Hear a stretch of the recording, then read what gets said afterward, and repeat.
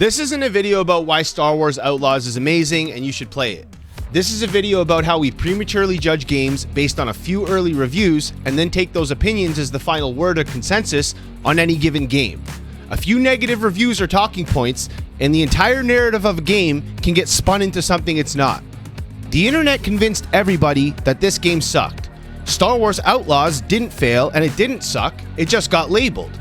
Most people who think this game is bad never even touched it. They just heard an opinion and ran with it. And once that narrative is locked in, nobody stops to question anything. This isn't me being late to a take or having a late review. That's not what this video is about. I'm aware of how old this game is now. This issue is something that keeps happening to games, and Star Wars Outlaws, for me, is just the cleanest and clearest example of it. It makes the problem impossible to ignore, and when it first affected me, I realized that this is actually something I need to speak about. Let's not over-explain or over-analyze this though. Why and how this happens is pretty clear, and it's because bandwagon opinions are easy to start. One negative take gets out, usually very loud, usually early, and it gets amplified because negativity travels faster than curiosity or good news. We all know that. Then YouTubers repeat it, Reddit repeats it, Twitter X repeats it, and pretty soon, nobody's even talking about the game anymore. They're just reacting to each other's negative reactions. What's wild is the review scores for this game never even really matched the discourse for it. But that didn't even matter. The conversation had already moved on. Even casual players, people who barely follow gaming, friends of mine even, were asking me and asking everyone else if Star Wars Outlaws was bad. Not because they even saw a bunch of gameplay, the gameplay looked good, but because they heard opinions enough times about it not being good that they felt it was true. Repetition turned opinions into facts. Nobody was stopping to ask, is this actually true? Should I explore the game on my own? They were just asking, why does the game suck? What happened? And this isn't just a Star Wars Outlaws problem. This is a gaming problem in general. Star Wars Outlaws was just especially vulnerable to this because it hits the perfect storm. Ubisoft fatigue, everyone hates them right now. Star Wars discourse is already toxic no matter where you get it from. And early complaints about forced stealth sections gave people an easy story to latch onto. Once people have an easy story to latch onto, they stop looking any deeper. The game never really had a chance to be judged on its own terms. Once that first opinion lands, everything after it becomes an echo. People aren't reviewing the game, they're just reviewing the conversation around the game and people's opinions around the game. And that's where the problem starts. You start seeing the same talking points repeated word for word, and when they don't line up with what's actually in the game, that's where I start to wonder. At this point, the bandwagon isn't even about Star Wars Outlaws anymore. It's just about being part of the consensus. People don't want to go against the grain, especially popular creators. If everyone's saying this game is bad, or a few early reviews say this game is bad, not many people want to come out and be the one to say, hey, this game is good, or hey, maybe we judged this game unfairly, or hey, maybe we judged this game too early. People like to fit in, and the easiest way to do that is just to ride with whatever else is the popular opinion at the time. And the reason this spreads so fast now is because nobody's really rewarded for slowing down and giving like a concise, slowed down opinion anymore. Saying I played it and here's how I feel about it doesn't travel as fast in a review as this game is mid or Ubisoft screwed up again. Obviously that's going to get more clicks, so that's what gets out there. The worst part is honestly this doesn't even just hurt the game and the devs and the sales and the company. It hurts the players. People like me. People end up skipping something they might have genuinely loved because they trusted the noise instead of their own curiosity. Games can't just be decent or interesting or flawed but good anymore. They're either trash or they're a masterpiece, and anything in the middle gets completely crushed by whatever discourse around it. Ubisoft already comes with baggage. Star Wars as a brand, as I said, is basically a magnet for negativity at this point. So people weren't asking, should I try this? They were asking, is it bad? Before they even get a chance. Curiosity gets replaced with, what would be the word? Validation, I guess? Like people just want their opinions validated. People don't want to discover things for themselves anymore. They just want confirmation that, yep, I skipped that game and that was the right call. And that's how entire games end up being written off. You know what I'm saying? Like, I actually like the idea of Star Wars Outlaws from the start, and that's honestly the part that bothers me in hindsight. I didn't avoid the game because of my own experiences or because I played a demo and I didn't like it. I avoided it because the conversation around it was negative, and eventually I grabbed it almost on a whim, not even expecting much. I just went in curious because I wanted to play this game for a long time, and I just had put it off because people told me I shouldn't play it. So I went in cautious, and basically I was going around like waiting for the game to prove everyone right. And it took a few minutes of me actually playing it, and I realized that the internet's version of this game completely fell apart. And not slowly, not after hours, it was literally almost immediately. What I was told this game was and what I was playing did not line up at all. I kept waiting for the part where it was supposed to like fall apart, and I understand the stealth sections were removed by the time I played it, the forced stealth, so you could go about missions however you wanted. But even the opening scenes of the game were incredible, and I kept expecting to like hit a wall where I'd go, oh, this is what everyone was talking about.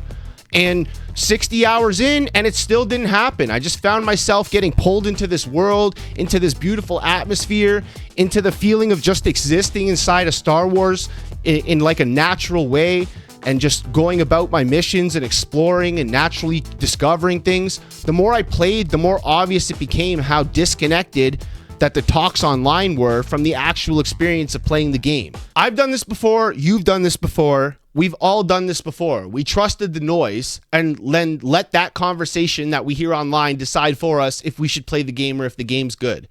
We went in already convinced that this was going to disappoint us instead of just experiencing it or playing it on our own terms. Playing Outlaws felt like a reminder of how much that mindset of just trusting reviews and online discourse robs you of good experiences and just discovering things on your own. Not just good games, but just like things that would have been a genuine surprise.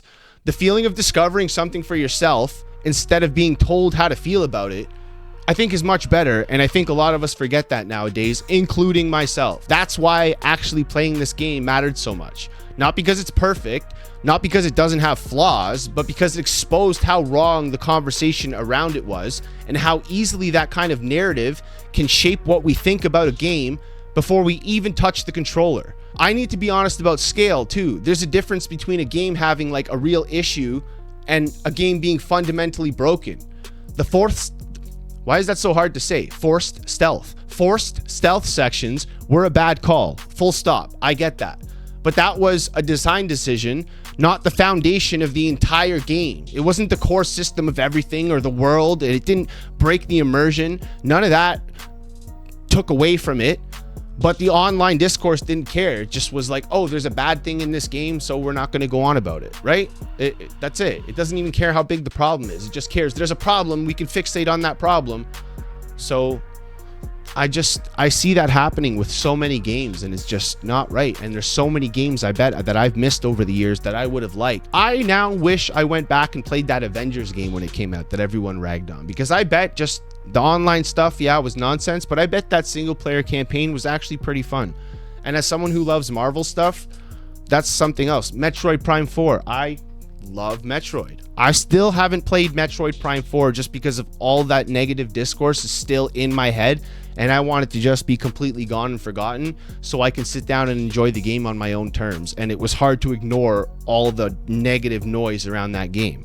So that's what I'm saying. We let opinions form in our own head about a game before we've even played it for ourselves. As we know, negative discourse is what half of the discourse is on the internet now, if not more, and creators love to latch onto that stuff.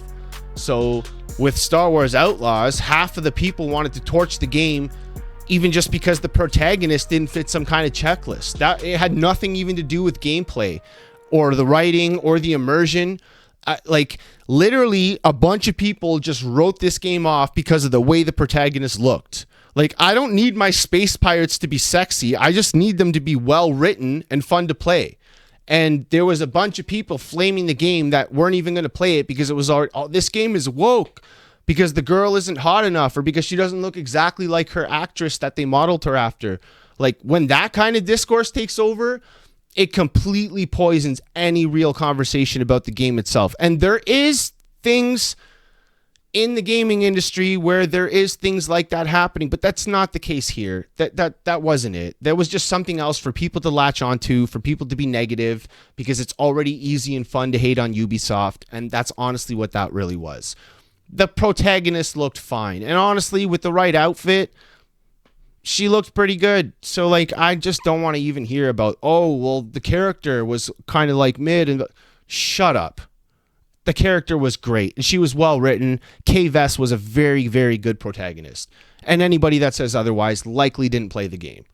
So, like I said, once you strip all that away, once you strip away all the actual noise, and you strip away all the bullshit, and you talk about what Star Wars Outlaws really is, and what it gets right, I think that it's a whole different conversation, and that's the conversation we should have been having in the first place.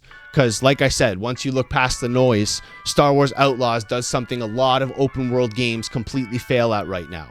It nails immersion, not in a flashy, look how big our map is way, but like in a grounded, this game feels lived in, this world feels lived in kind of way. The missions don't feel like a checklist. It feels like a real place people live in. You're not being dragged just from icon to icon. You just explore and do things on your own. You just feels like you're existing in that world and moving through it and picking up jobs and getting into trouble and dealing with the consequences of your actions. And they actually feel tied to the setting and the way the story goes. Like, what surprised me the most is how natural it all just feels and blended together too. The pacing isn't constantly screaming for your attention. The game just gives you room to breathe and to wander around and enjoy the atmosphere. You're not playing some like overpowered usual protagonist like you are, especially in a game like this, Jedi or something like that. You're just an outlaw trying to get by, and that smaller scale is exactly why the game worked so well. It finally feels like you're kind of just living in a Star Wars open world instead of just kind of touring around in it like most Star Wars games do. Cantinas feel like cantinas. Back alleys felt sketchy. Space felt dangerous and vast and fun. That fantasy of Star Wars, and I'm not even the biggest Star Wars fan, held together throughout the entire experience for me. And there's so many people that are going to miss that. So many people that, like me, aren't even super into Star Wars, but just liked the idea of a Star Wars living, open, breathing world and missed out on it because of negative discourse. So the game's awesome, honestly. It doesn't feel bloated. It doesn't try to like impress you every 5 seconds with some crazy cutscene or this and that. It lets you just find and explore and find giant set pieces on your own that you could have totally missed. It is honestly an amazing game. And it trusts itself to not have to hold your hand to go through everything. It's just so well made. Like, the world itself feels like a character on its own. Every planet is like a joy to explore and get to and look around. You know, the missions and don't feel like work and like a checklist like a typical Ubisoft game would. The longer I played, the more the game clicked with me, the more I got sucked in. Like, it wasn't trying to reinvent open worlds and it didn't do nothing super special, but everything it did do, it did very well and it did right. So, like I said, that this game, what I played and what I had heard is so far the opposite that I'm here talking about it still with you. So, anyways, the game's far from perfect, but I think it's fantastic and I think you should try it, especially if a big part of the reason you didn't try it was for the same reasons I did, and that was just the negative discourse around the game. So, you know what I mean? I literally felt like I was actually in like the galaxy far, far away, living in it, totally immersed, sitting in my couch with my headphones on, not being able to think about anything besides the game in front of me, and that was great, and that doesn't happen often, so there's that. Anyways, that's all this video is really about. I'm not like defending a corporation. I'm not defending Star Wars. I'm not saying everyone got it wrong. I'm just saying maybe we should stop treating the internet's like first reaction as like the final ruling of something, especially on a game, especially on one you're interested in. At some point, we all just started like outsourcing our opinions to people who have early access to games and to reviewers. And not just on games, just on video games is where it's the most obvious, but we just like check a score or we skim a headline, and that's what we take as the final opinion, a lot of us nowadays. And it's like, just don't do that. Try things on your own.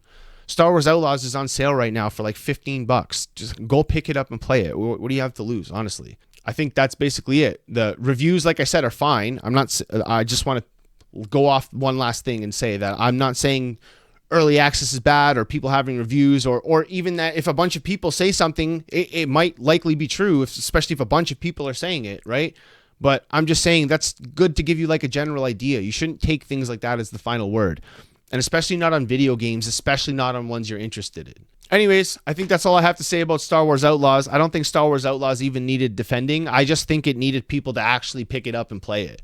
So, yeah, read reviews, watch coverage, get the context, but don't let that be the final word, because the second you stop forming your own opinions, you're not just engaging with games anymore. You're just like consuming someone else's opinions and letting them play the games for you. So don't do that. Anyways, I think that's all I have to say about Star Wars Outlaws. If you guys are still here at the end of this video, I really appreciate you all, obviously, as always.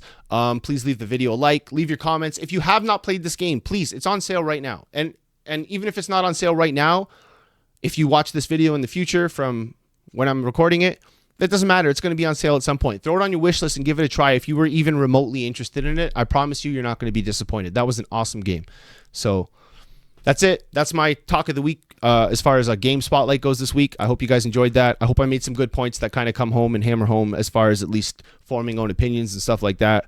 And hope it didn't sound too preachy, because I kind of feel like it did a little bit at the end there. But I'm just saying, like, these things literally happen to me. If they happen to me, I know they're happening to a lot of other people too. So that's it. Anyways, I appreciate you guys being here as always. Love you guys all. Thank you. I'm out.